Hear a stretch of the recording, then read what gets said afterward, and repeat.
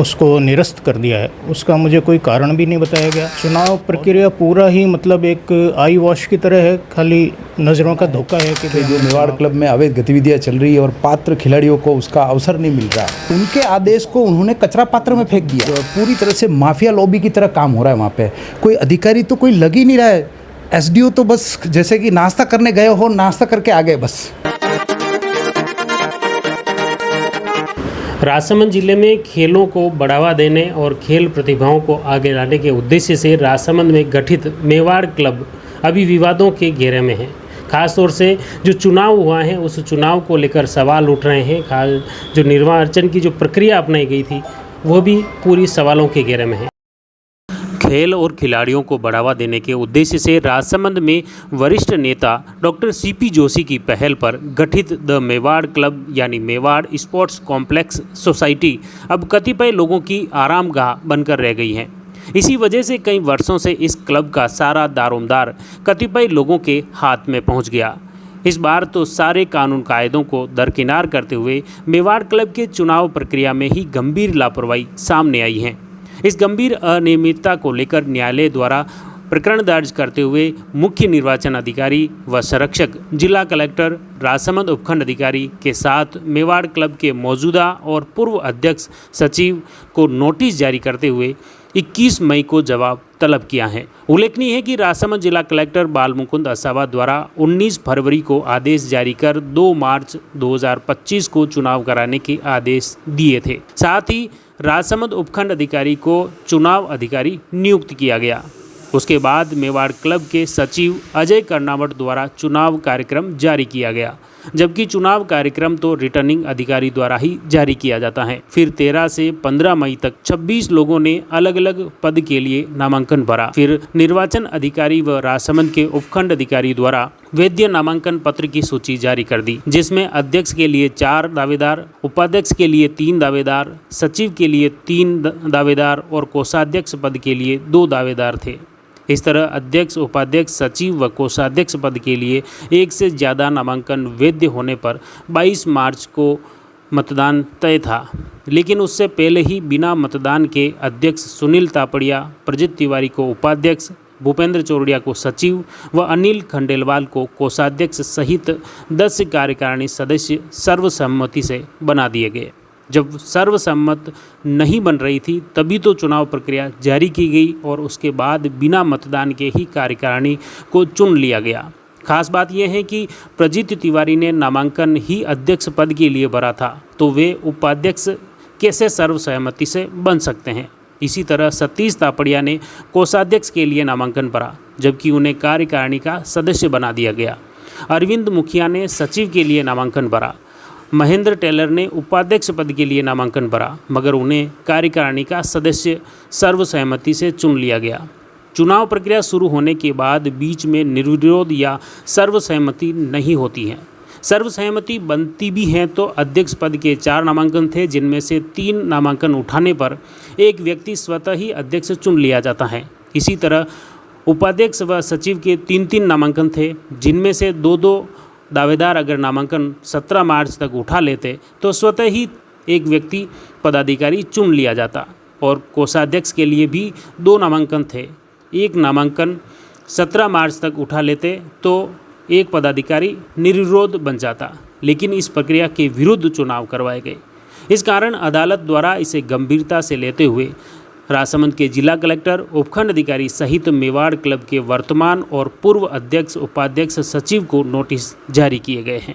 अभी हमारे साथ मेवाड़ क्लब के सदस्य और जो निर्वाचन प्रक्रिया हुई थी उसमें उपाध्यक्ष पद के प्रत्याशी डॉक्टर आनंद जी श्रीवास्तव हमारे साथ में हैं। उनसे जानते हैं, डॉक्टर साहब आखिर क्या पूरा मामला था? मेवाड़ क्लब में उपाध्यक्ष के लिए आपने नामांकन दायर किया था, किस वजह से रिजेक्ट हुआ? मैंने इस बार चुनाव में उपाध्यक्ष पद के लिए नामांकन पत्र दायर किया था और उसमें जो भी इनके प्रक्रिया जो इन्होंने बताई थी कि अनुमोदक प्रस्तावक मेवाड़ क्लब के मेंबर के उसमें होने चाहिए, साइन होने चाहिए और 5,000 रुपये का आपका एक डिमांड ड्राफ्ट उसमें लगना चाहिए। मैंने पूरी प्रक्रिया करके उनको नियत तिथि पे समय से पहले जमा करा दिया था। बाद में मुझे पता चला कि इन्होंने उसको निरस्त कर दिया है, उसका मुझे कोई कारण भी नहीं बताया गया। और जो मैंने चुनाव प्रक्रिया देखी तो उसमें जो नामांकन की तिथि थी, जो वापस उठाने की तिथि थी, जो चुनाव की तिथि थी, वो कोई भी प्रक्रिया नहीं अपनाते हुए इन्होंने नामांकन की तिथि को ही सर्वसम्मति से एक कमेटी गठित कर ली और अगले दिन वो उसको क्लब के ग्रुप में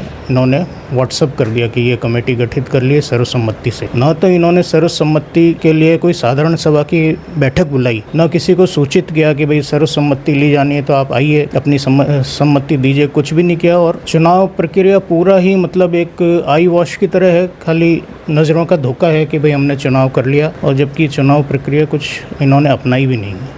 खासतौर से जो ये देखा जा रहा है कि पिछले सालों से जितने भी चुनाव हुए हैं, जो अध्यक्ष, उपाध्यक्ष और सचिव पे जो पदाधिकारी हैं वो लगभग वही बदलते रहे हैं, ऐसा भी देखते हैं। हाँ, ऐसा भी है, क्योंकि ये हर बार चुनाव तो हो ही नहीं रहे, तो सर्वसम्मति से ही ये लोग आपस में बैठ के तय करते हैं। आपने निर्वाचन अधिकारी के समक्ष शिकायत या आपकी जो पीड़ा व्यक्त? हाँ, हमने ज्ञापन दिया था उनको, पर उसका भी कोई जवाब अभी तक आज दिनांक तक भी नहीं आया है। आपका जो नामांकन रद्द हुआ उसको भी कोई लिखित में जवाब नहीं था? हाँ, उसका भी कोई लिखित में जवाब नहीं आया कि भाई इस कमियों की वजह से आपका निरस्त किया गया या आपका निरस्त किया गया, ये भी पता नहीं। तो आप इसको लेकर न्यायालय में भी गए? हाँ, इसको लेकर हमने एक वाद दायर किया है सिविल न्यायाधीश के यहाँ, तो न्यायाधीश ने उसको पूरी फाइल को देखा और उन्होंने एक्सेप्ट किया है और सभी संबंधित उन सबको नोटिस भी जारी किए हैं। आप इसमें मुख्य रूप से क्या चाहते हैं? हम चाहते हैं कि चुनाव हो, निष्पक्ष पारदर्शी चुनाव। तो ये देखा मुख्य रूप से डॉक्टर साहब ने स्पष्ट तौर पर बताया है कि जो मेवाड़ क्लब के जो चुनाव हो रहे हैं वो ही सवालों के घेरे में है। आइए इस पूरे मामले को लेकर कानूनी पक्ष से जानते हैं। हमारे साथ में एडवोकेट जितेंद्र जी खटीक। डॉक्टर साहब, आनंद जी का जो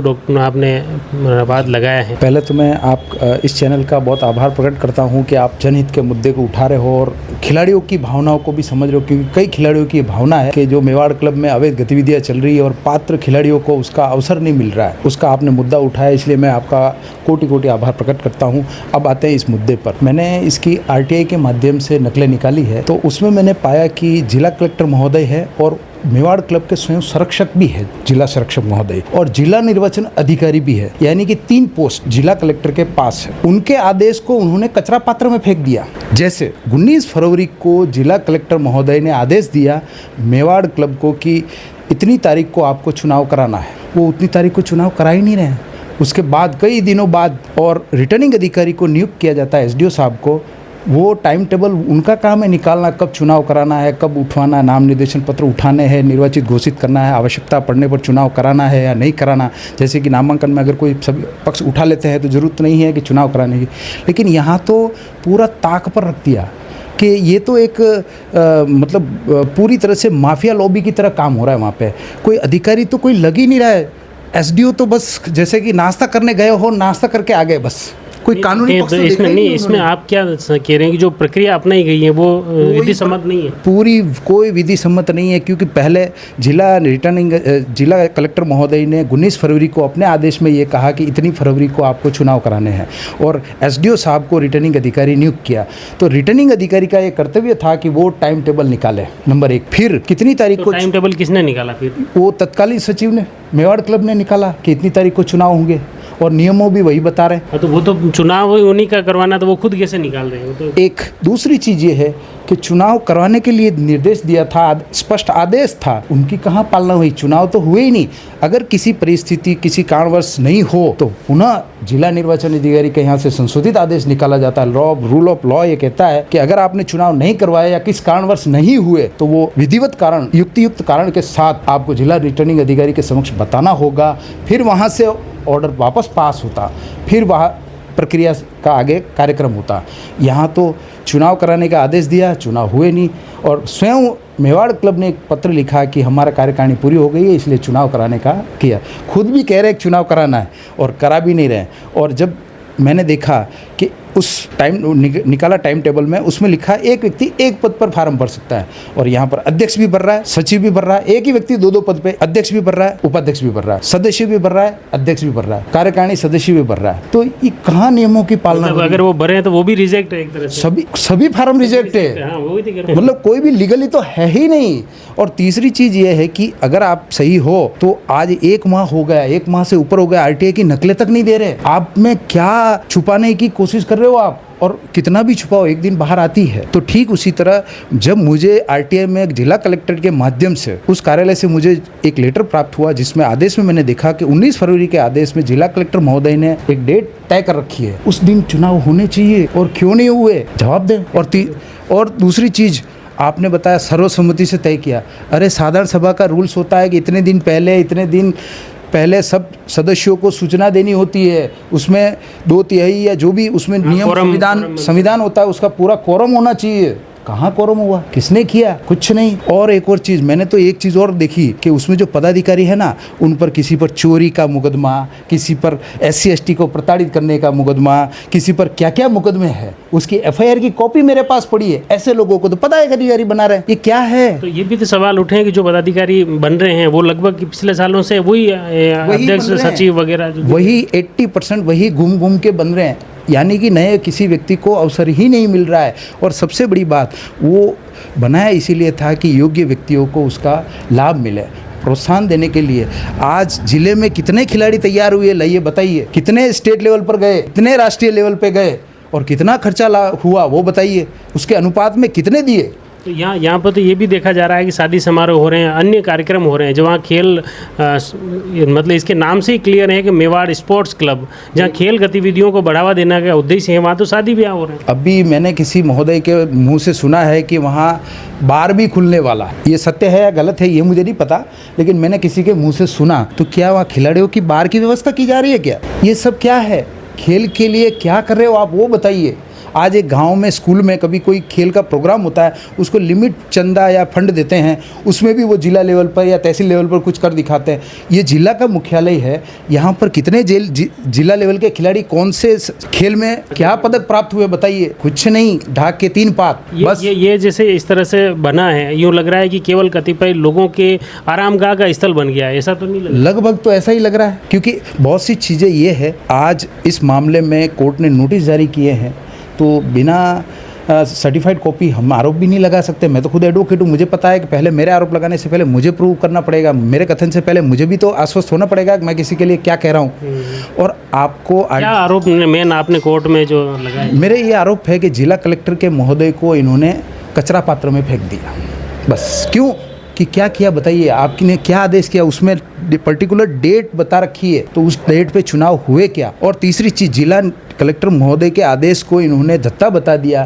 फिर जिला कलेक्टर ने क्या किया वो भी पता नहीं चल रहा है। इसीलिए हमने जिला कलेक्टर को भी पार्टी बनाया है कि बताइए। अभी जो नोटिस जारी किए हैं न्यायालय से, वो किन किन को नोटिस? जिला संरक्षक महोदय, जिला कलेक्टर को भी नोटिस जारी हुए हैं। SDO साहब जो रिटर्निंग अधिकारी थे, क्योंकि उनका दायित्व था चुनाव निष्पक्ष कराने का, उन्होंने कोई निष्पक्ष चुनाव कराया ही नहीं, उनको भी नोटिस जारी हुआ है। फिर वर्तमान अध्यक्ष तत्कालीन सचिव को, जिसने ये टाइम टेबल निकाला चुनाव का, और वर्तमान सचिव और तत्कालीन सचिव, इन 5 को कोर्ट ने नोटिस जारी किया है, और अगली तिथि 21 मई को पेशी होगी। धन्यवाद। मुख्य रूप से आपने देखा कि ये जो पूरा निर्वाचन प्रक्रिया है मेवाड़ क्लब की, इस मेवाड़ क्लब की न सिर्फ निर्वाचन प्रक्रिया पर सवाल उठे हैं, बल्कि वहाँ की व्यवस्थाओं को लेकर भी सवाल खड़े हो रहे हैं कि आखिर इस क्लब का गठन क्यों किया गया था? क्या जिस ध्येय से इस क्लब का गठन हुआ वो फ़ायदा खिलाड़ियों को मिल पा रहा है? यह भी यक्ष सवाल है। इस पूरे प्रकरण में आगे क्या कुछ अपडेट आता है, हमारा प्रयास रहेगा इस घटनाक्रम से जुड़ी हर अपडेट आप तक पहुँचे।